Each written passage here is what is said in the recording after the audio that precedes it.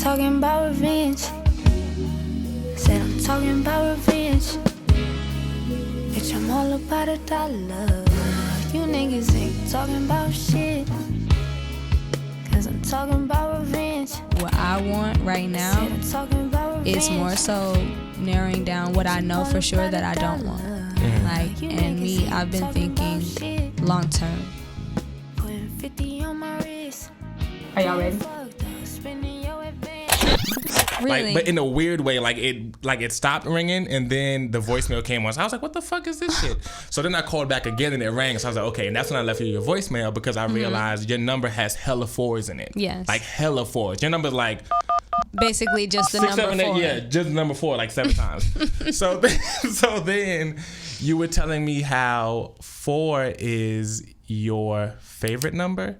My life path number. Your life path number. Yeah. So explain that to me again. If you're into numerology, well, I'll start over. If you're into astrology, that's kind of like a base, more generic version of personality traits and who you might become and how you are. Right. But numerology is more who you are, and it's very catered to you specifically. Like, it uses the letters from your name. Only your name. So it's more specific, where astrology is very vague. But you have your life path number, your destiny number. So if you're kind of at a place in life where you're not sure, you know, the direction or where you might end up, it's really good, I think, to look into numerology just to give yourself some guidance and some insight. How long have you been following that? Maybe a year and a half. Just a year? So you just now finding out that that's your life number? Yeah. That's crazy. Yeah. I don't know what made me go digging for it, but I think I was just in that place of searching for answers. And so that's what I did. I started searching. Was there anything else you found out during that time? Yeah. So my version of the 4, there are certain things called karmic numbers. Like, say your number adds up to a 31. You would condense that into just one number. 3 plus 1 is 4. Mine in this case is 13, which still equals 4, but it's a karmic number. Like, their karmic numbers is like 13, 16, 18, something like that. But basically you have debt. Like, I have karmic debt that I have to repay in this lifetime. And I have to work extremely, extremely hard to, like, overcome adversity. What? Yeah. It was very interesting. But, I mean, I know when I first found out, I was, like, crying. I thought I was cursed. I was like, bro, to be going on a path of looking for some sort of enlightenment and you found out you owe nigga something, like, that's got to be, like... I was crying. I was like, oh, my God, I'm cursed. Like, what am I going to do? And I just, again, I started digging deeper to figure out, okay, there's no way I can be cursed. I'm a good person. Right. And the information that I found was saying that it's not so much of a curse, but more so you just, again, a debt that has to be repaid so you can start back at 0. So I have to, you know, hear the 10,000 no's before I get the one yes. And as long as you don't give up and you persevere, like, you can still succeed at the same rate as anyone else. Beyond that, is there any, like, breakdown as far as, like, the, like, are there, like, conditions or, like, terms that the repay has to be done? Like, no, not that I could see, but just in my experience, I would say it's helped me when things don't pan out how I think they should or how I want them to. I recall that. And so I don't feel, you know, so let down by just anybody. Right. Like, my expectations aren't as high, I guess, as they used to be. So I'm not so naive anymore, and I just am not as gullible and, like, yes, putting all my eggs in one basket. You know? Right. Yeah. So it's an interesting thing that I found out. Yeah. How much of that would you give, like, time served, like, to everything you've been to up to this point? Would you be like, or do you feel like it started over once you found it? No, I feel like, well, just me knowing my entire life, I feel like up to that point, I had gone through most of it. And I feel right now I'm probably at about 95%, and I'm just on the horizon of everything finally like catching up to me, because I started doing music, you know, a while ago. And it was the same story, you know, like almost here, almost at the threshold, just couldn't quite get over that hump. But I feel like I'm spiritually in a better place, especially after finding that out. And now I can pretty much drive through anything. So what do you feel like your approach or your growth has been from that starting point in regards of knowing what you know now and analyzing it? I feel like I just didn't know shit. Like Right. Yeah.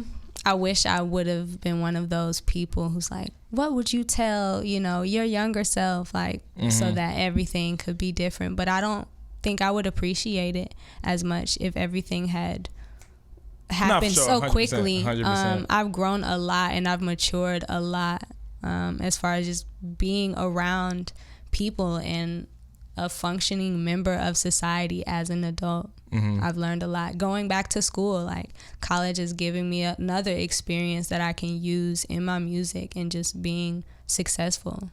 Yeah. How has college affected it? Because you're in school for journalism, right?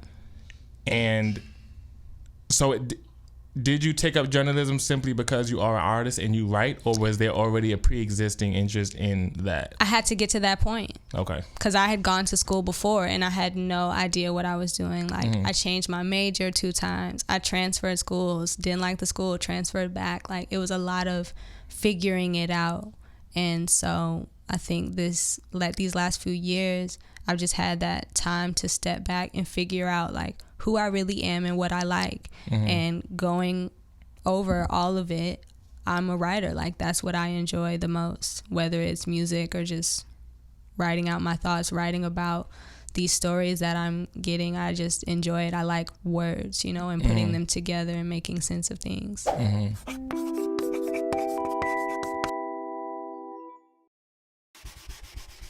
Hi kids, I'm Miloh Smith, and the word of the day is nepotism. What is nepotism? Nepotism is the practice among those with power or influence of favoring relatives or friends, especially by giving them jobs. So what's an example of nepotism? Our 45th president, Donald Trump, and his daughter, Ivanka Trump, and her husband, Jared Kushner, and his son, Donald Trump Jr., and the list goes on. I'm Miloh Smith with One Could Argue. See you later. As far as what makes up Miloh, I guess the core of it seems to be really consistent. You've consistently been like a super chill vibe person. So it seems as though that growth maybe came from, for instance, I was talking to Groove the other day and we was just talking about, you know, how to just improve on a bunch of different things. Right. And naturally, in thinking about improvement, I just started talking about adding stuff on. I was like, okay, well, if I do this and then I start doing this, and he was like, relax, like, what are you already doing? What are certain areas of that you haven't looked at yet? And you could just do that much better. Right. And it will give you an overall better experience within what you're doing. So with you having the same just demeanor, energy for the most part, it seems as though it's probably just been a process of you like refining certain things. That would and I'm be curious exactly the word. What those things were. A lot of it, the refinement process is just acceptance, because there's so much out there and you're looking, and it's natural to just kind of compare yourself and like, well, what's different about me and what's different about them? And you see all of these things that are happening for other people. And you're like, well, maybe if I try this, maybe that's better. How you said you want to add on to improve, when I think it's more so about shaving down the layers to who you really are. And that's what makes you stand out. You know, just being unique in that very specific way that only you can be. You've always been one of those people where it seems like you always know Miloh's around somewhere, but you don't know what the fuck she's doing. There's certain people who fit into that space where it's like, I don't know what's going on, like a Jay Electronica or something like that. It's like, I don't know what the fuck he's doing, but I'm sure he's somewhere doing something nuts. You know what I mean? So I don't know. I'm just curious to what goes on in that in-between time in regards of your creation process. Like, how do you absorb information or music, or like what do you do in between time to just build? And a lot of my time is just spent observing and taking information in so that I can get the experience that I need to make my own art, you know, and just, again, learning through trial and error and learning through the mistakes of other people too, like knowing what I want for myself and also knowing what I don't want, like seeing it out there and knowing like, oh no, I could never do that. Right. Or I could get behind that, you know what I mean? So just taking all of those pieces and putting it together so it's something that's my own. But I spend a lot of time just creating, making my own stuff. I haven't really been enmeshed in the culture probably as much as I used to be, even though I still am like lurking in the shadows. I really do enjoy like making my own songs to listen to, drafting my own concepts, shows, all of those things. Yeah. Cause you do everything, bro. You have a fucking garden in the back of your house. Like, you be painting, you be doing all kind of shit. It's just like, this nigga just be making all kind of shit. It's stuff. Like, that shit is crazy. I was like, bro, when I actually went and seen it, I was like, yo, I was expecting like a little patch of dirt that you call my own. You know what I mean? Like, this motherfucker got a whole legit greenhouse in the back of her crib. I was like, bro, what the? And I think somebody built it, like you and your dad or you and your uncle built it. My uncles. Like, what the hell? My play white country uncles. That is nuts. How's that been going? Great. We have harvest every year. You know, we can make pico de gallo and bell niggas peppers. can pull up on Myro and get the fruit and veggies, real bro. fresh fruit and vegetables like strawberries, plums. We got oranges, cherry tree now. It's lettuce. That is watermelon. Nuts. Yeah. It's enjoyable. And I think, you know, when it's... I'm bugging out, like, bro. In the seasons, the harvest about to come, you know, the weather's warming up, so we should start seeing those blooms real soon. It's exciting. Have you learned anything from that's just affected you just in life, period? I don't know if it's patience or waiting for stuff to grow, or like...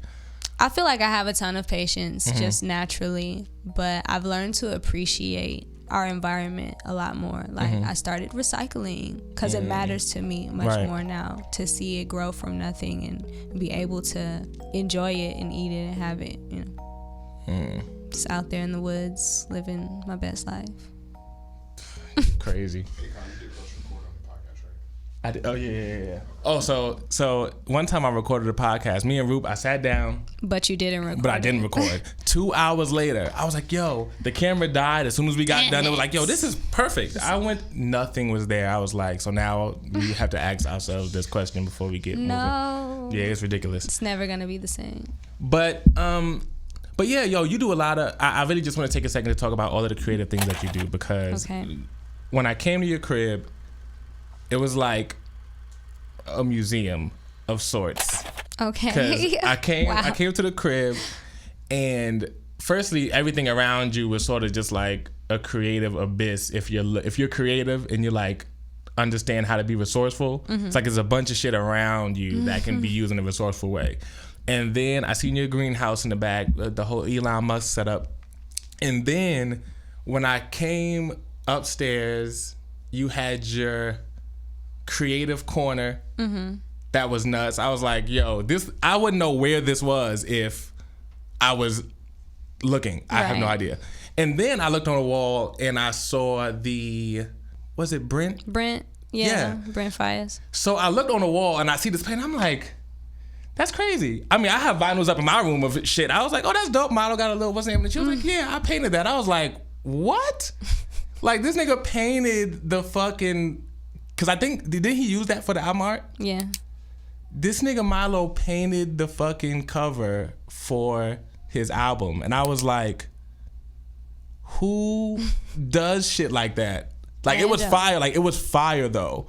Random. Like Thank you. it was so random. Like that shit was fire. I mean, I didn't expect it either. I'm grateful for the opportunity. What made you do that? Like what? I started painting. Well, I've always been drawing since I was a young kid, and I decided to start painting a few years ago.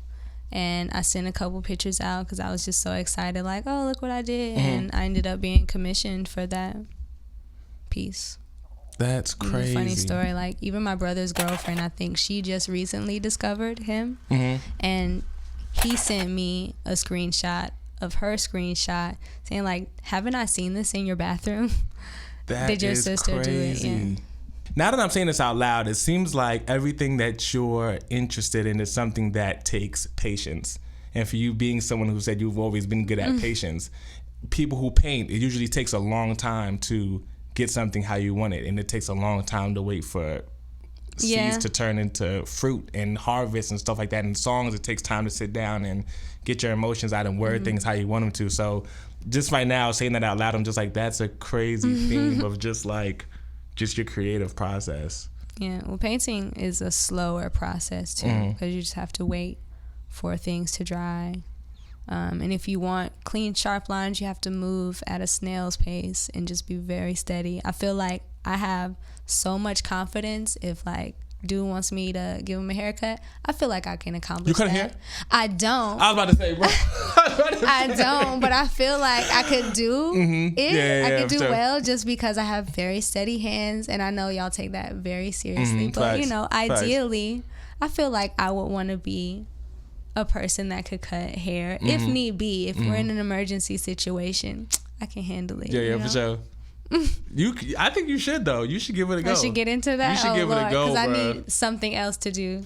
You should. You should. And next time you have one of your little hiatuses, your little chill times, Just come up with a come back barber's with license. an ill shadow fade. Just be like, be like, yo, Miloh got the dark seasons, the shadow fades on lock, bro. That's so funny. So when I called you, I found out it had just so happened that you were working on music, which was just great. Because I was like, holy shit. I asked you to send me some stuff, and you sent me. I was like, no, I said I wanted to do some performance stuff, and you were saying that you were wrapping up some stuff. And I was like, you're working on new shit? So I was like, holy shit, like, this is fucking perfect timing. So the shit that you sent me was fire as fuck. Thank you. I didn't get a chance to listen to it that night because Apple email, when you listen to stuff through email, it's stupid. But I listened to it the next morning, and then I don't know if I called you the next morning. I think I called you. You did call me. Yeah, I called you the next morning, like 8:30, like 9 o'clock in the morning. And I was like, nigga, I just listened to, like, the first song you sent me 2 songs. The first song I listened to like 10 times in a row.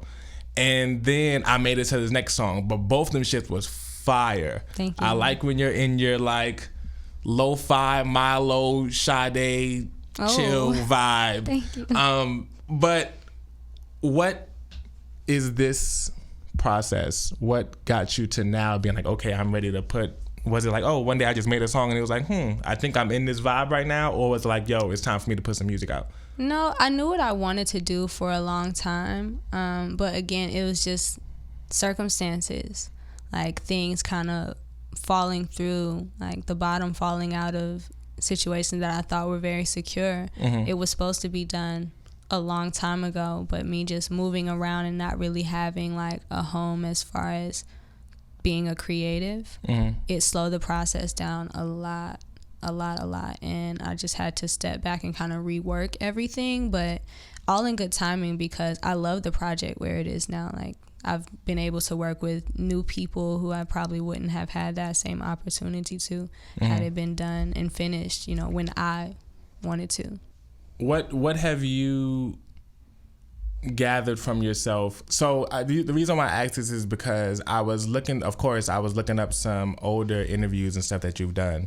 And there was an interview that you did where you were discussing, I can't remember the name of the song, but I think in the name, I think it was called Let Go or Let It Go or something like that. I think it was a song about one of your relatives who had like passed or something like that. Oh, Get It All. Get It All. I do remember that. And I remember, or you mentioned something about how the song you had got some like backlash for doing the song. So I'm curious if that had an effect on like how you approach your music in regards of like maybe how personal you get or what you choose to get personal about, or was it just like it is what it is, like Oh my I'm gosh. Yes. I think about that a lot, and I wish it was different. But I can sense myself making strides to be freer in that and not really let negative external forces influence my process, because this was my mom, you know what I mean? So anybody else, it probably wouldn't have mattered as much, but I mean, she was furious. Like, I felt like I hurt her, but I think I just had to realize that she and I are very different as far as being vulnerable and wanting to share our very relatable experiences, you know. She just kind of comes from a different generation where, you know, don't be telling nobody our business, and, you know, what goes on in this house stays in this house and all of that. But I think that's what I need to come to grips with what I'm going through. Like, I need to get it out of my system and share it with people and tell people what I'm going through. So I have a song on the project that's coming out that is very personal, and it even kind of like takes a couple jabs at her a little bit. So she probably not gonna like that one either, but that's just something I had to get over, like for my own sanity, my own sake. Yeah. Okay, so one thing I for sure did want to talk to you about is your growth as a woman. Okay. Because I think you are very intriguing. Okay. What does that mean? No, I think you're intriguing because I think it ties into before. It's like energy that you carry. You're just so cool that it's just like you defy gender in that way, and that's even outside of what is currently going on. But it just makes me. I say the word intriguing because it makes me wonder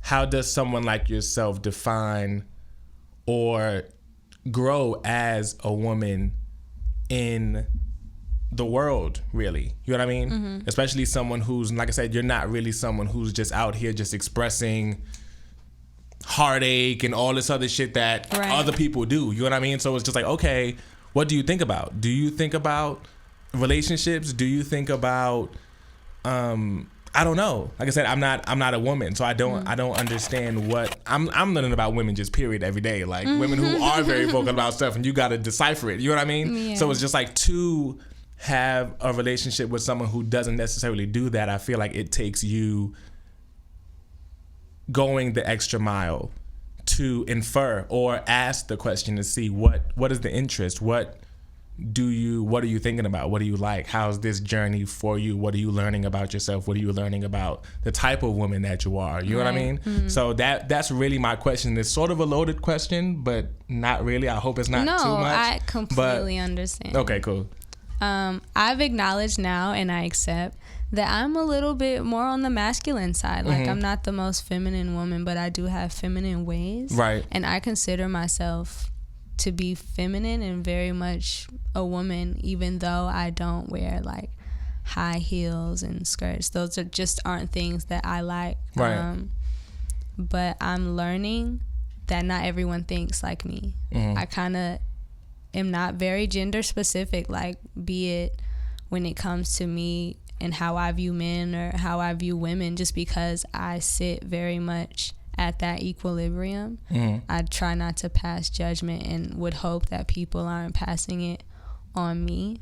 But as far as how much I've grown as a woman, I've learned to deal with men much more than I guess I used to, because I didn't have very much experience with that. I was never like boy crazy. I think I liked B5 a lot, but as far as dating and courtship and all of those things, I'm very green. Right. Like, I'm super late bloomer. But now that I'm maturing and I'm kind of getting and putting myself out there, I'm learning a lot, and it's difficult for me because I don't know if I like what I'm seeing, you know, or maybe it's just where we're headed just as a culture, as a society. But I had to definitely take a step back and learn myself and what I'm looking for and what I'm seeking as far as growing and interacting with the world. And I've accepted who I am more so. Like, it really used to bother me when people would, I guess, assume that I was a lesbian or bisexual or something like that. I'd be like, why? Is it because I wear jeans? And now I know, like, well, yeah, it kind of is. Like, you don't really show that side of yourself. But I just choose to share whatever it is I choose to share. And I think it has a lot to do with, again, just my parents and my family being very conservative and how they raised me. It's so taboo for me to talk about things like that explicitly with just no one in particular, which is what music is. You know, you're just giving it to everyone all at the same time. Those very intimate conversations, I like to keep them intimate just with a small group of people, if not one person. That answers it perfectly, because I think, yeah, it's not something that, like I said, just as a man who is just still learning and growing, there's certain people that you come across in intimate space, and I think sometimes it's good to, because even I think when you encounter certain people within an intimate space, I think the familiarity can allow you to take for granted that you already understand it, so you don't ask those questions. Right, yeah. So I think when you're able to experience it with someone who you're not as familiar with, it heightens that sense of just interest in those things to ask, like, I wonder about this. You know what I mean? And then once you learn it, it's like, oh, well, now let me take this back to my inner circle and try this out or ask this question. I kind of like that sense of wonder, though, like the mystique. Right. Yeah, for sure. Because I just feel like if I give so much and am very explicit and great detail, then people start to assume. Right. And that's one of the worst things to me, like, because you don't know. But you're talking to me as if you know, and it's me and I know. Like, that can't be right. Right. So I know it sounds like, oh wow, so you make very vague music, but in a sense I would say, yeah, like it's just enough. I feel I share just enough to keep just a bit of myself for myself. Because I hate when people assume. I don't like to assume. You know, it can do a lot of damage. So with that being said, and like I said, when I made the statement of like you really just defying gender, it seems so fitting right now because of the conversation that the world is having. But that's just always been the case. I just wouldn't have necessarily been able to bring attention to or describe it in that way. Yeah. So I'm curious, with everything that's going on right now, do you look at that in relation to you? Like, okay, maybe this is a good time for people to be open to understanding the type of person that I am, in regards of, instead of me having to be the one that's like, okay, let me explain to you motherfuckers what's going on here. You know what I mean? I would say, yeah. I mean, I've been feeling like it's the perfect time for me to be exactly who I am. How do you figure out what you want? Because like I said, for someone like me, that's constantly changing. Like, I talk to the guys all the time. Sometimes I'll feel a way on Monday and I'll feel an entirely different way by Tuesday because of new information that's been presented. So there's a few things that have remained consistent regardless of the information. It may just, to that conversation we had before, I might just go back within it and tweak something. But there are certain things where it's like, yo, I don't necessarily value this as much as I did. I'm not about to act like I do because I felt this way for 10 years. It's like, it's wrong. Like, you don't fuck with it. Like, let it go. You know what I mean? So do you find yourself in those spaces? Are those things where you're like, yo, at first I really thought this was a thing for me and I realized it's not. This is just something I was always told. That this is just something I read in a book one day and it sounded cool, so I figured I'd make that a pillar of my character. You know what I mean? Just shit like that. I feel like that happens to everybody 10 times over throughout their life. You know, like, I can't say for sure I'm going to be this person in the next 10 years. I'll probably want some of the same things, but as life happens to people, like, things change. But as far as figuring out what I want right now, it's more so narrowing down what I know for sure that I don't want. Like, and me, I've been thinking long term. Like, I anticipate getting older. Now that I am older, I anticipate it. Like, what's going to be next for me. And looking back, especially now that we live in this era where everything is so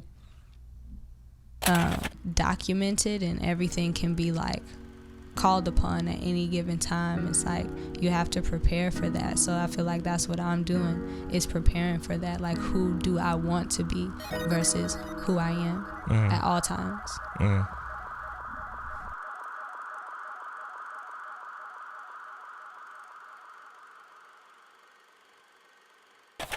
With this project, what did you set out to do? Anything specifically? What is your, you've had times where you said, hey, this project is like, I think with like Sweet 404, you was like, okay, this is literally, I think it was Sweet 404 or it was Pulp Fiction, it was one of the two. But you was like, with this one, the intent is just to show progression. So with this one, is it pretty much the consistent theme of progression, or is like, okay, this is to show something else? I think the progression just happened naturally. Again, as I've matured and just progressed as an individual and who I am. But the purpose of this project is to inform. Because I've been away for a while, and I know there's people who probably have a ton of questions for me. So it's letters, like, to my fans and some of my friends, my enemies, my family, just letting everybody know, like, if you were wondering, this is the answer. That's fire. That's fire, bro. Yeah, Miloh, bro. Fire, bro. Miloh's fire, bro. Thanks. Well, on that note, honestly, I don't think I have anything else, bro. Like, I could talk about a whole bunch of that other stuff forever, but then we'll be here for like another 2 more days. Yeah, 2 more days and shit. Easy. Was there anything that you had on your mind? Anything you wanted to discuss? I just want to tell everybody to treat each other better. Less judgment. You know, open your mind, open your hearts, open your arms to other people and embrace them, because they're just like you. That's a fact. On that note, Miloh, I appreciate you again. And we're also going to do a live performance. Yay! I get scared the shit out of me. But you recording? Okay, so not only did we get an interview with Miloh, but now we're going to get some new music. Yeah, we're going to get some new music from young Miloh. Miloh, what you got, man? What you got for us? That's right. Hey, y'all. Miloh Smith here again. I'm going to perform some new music. So this is the debut of my new single, Cutthroat. Are y'all ready?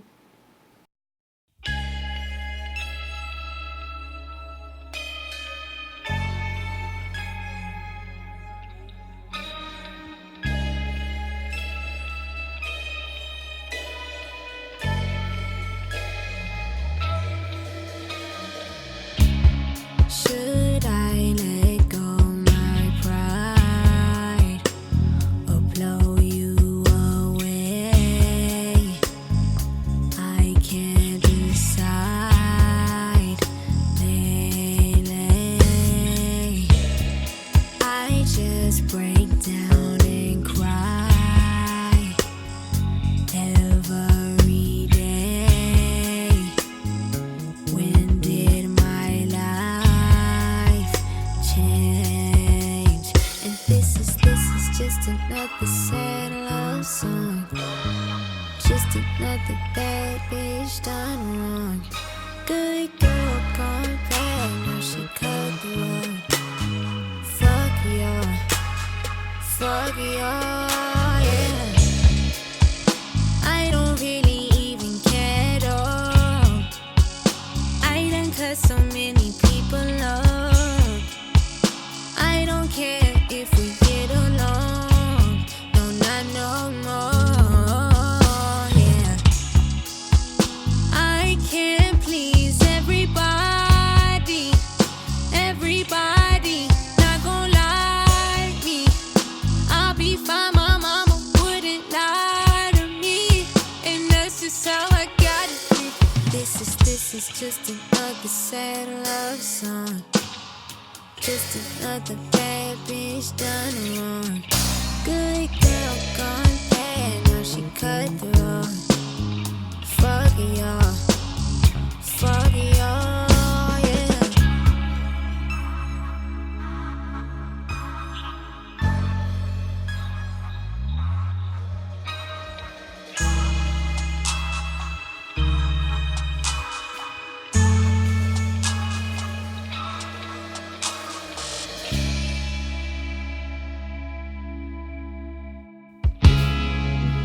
Talking about revenge.